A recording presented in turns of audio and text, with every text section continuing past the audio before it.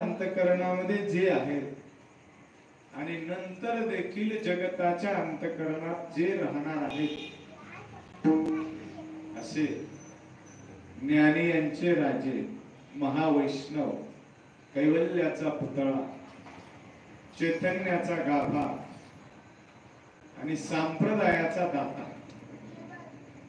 भगवत परंपरेमध्ये संप्रदायाचा दाता जर कोणी असेल तर ते श्री गुरु ज्ञानोबा आहे. ज्ञानदेवी रचला पाया आणि उभारले देवालय. देवालय म्हणजे काही मंदिर नाही, ही संप्रदायाची जी उभारणी आहे त्याला रूपक म्हणून आलेलं आहे देवालय.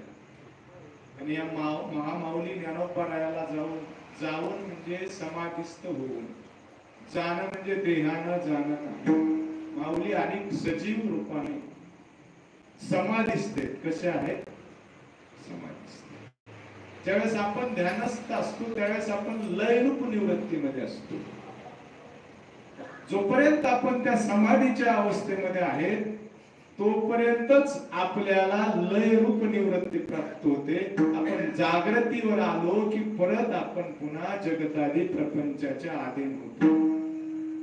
परंतु 750 वर्षापासून माऊली समाधीमध्ये समाधिस्थ असून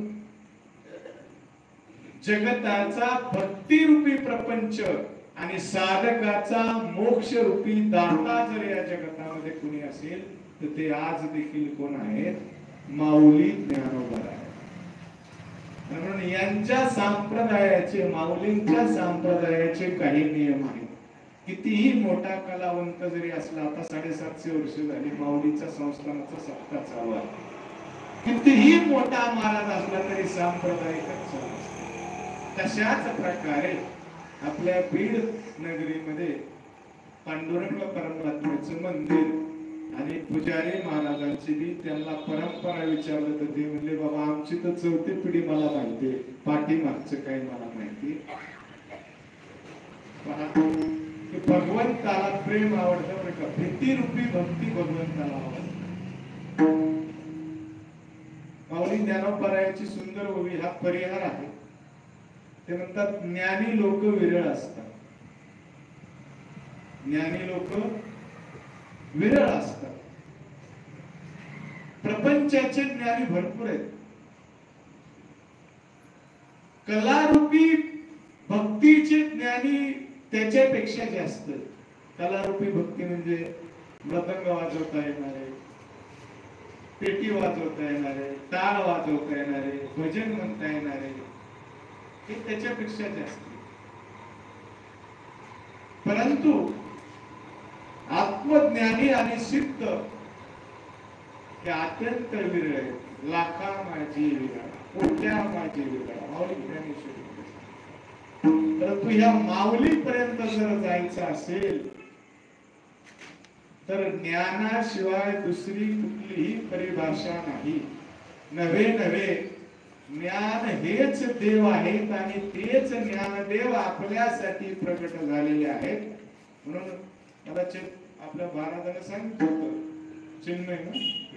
चिन्मय महाराजांनी, की बाबा सर आपला माऊलीच 750 वर्ष झाले, म्हणजे माऊलीचाच आहे आणि माऊलीच्या परंपरेमध्ये माऊलीचा अत्यंत आवडता अभंग जो की आपण गुरु परंपरेमध्येच घेतो, म्हणजे परंपरा सांगणाराच अभंग आहे.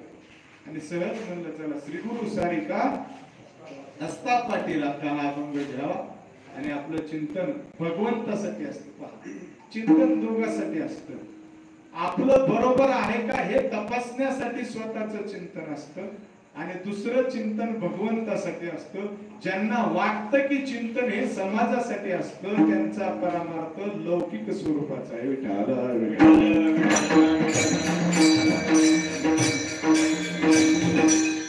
परंतु हे जरी असलं तरी संप्रदायाचे काही नियम आहेत आणि या संप्रदायाच्या नियमाच्या आज तरी आपल्याला बाहेर जायचं नाही, कारण मंदिर भगवान पांडुरंग परमात्म्याचे आणि जे संप्रदायाचे मालक आहेत आणि त्यांच्या नंतर संप्रदाय त्यांनी ज्यांच्या हाती दिला ते माऊली ज्ञानोबरायाचं पर्व काळ चालू आहे. म्हणून पांडुरंग परमात्म्याचं पूजन करूया. पांडुरंगा करो प्रथम